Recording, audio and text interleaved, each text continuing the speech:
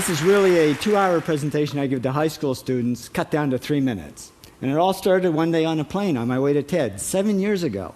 And in the seat next to me was a high school student, a teenager, and she came from a really poor family.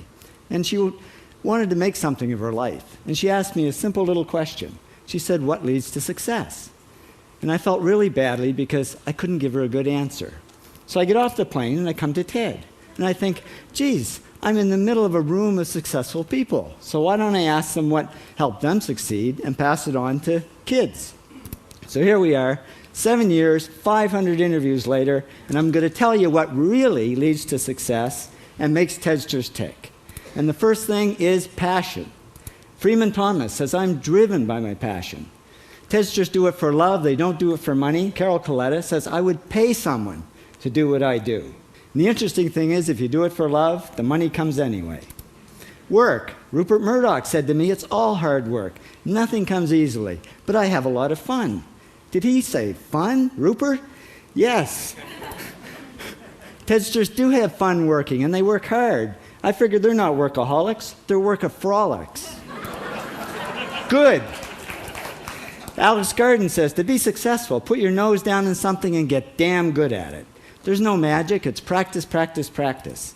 And it's focus. Norman Jewison said to me, "I think it all has to do with focusing yourself on one thing."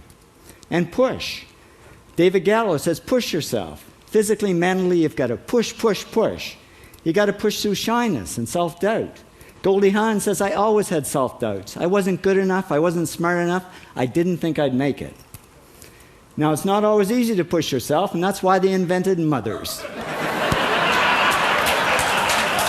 Frank Gehry said to me, "My mother pushed me." Serve. Sherwin Newland says it was a privilege to serve as a doctor. Now, a lot of kids tell me they want to be millionaires, and the first thing I say to them is, okay, well, you can't serve yourself.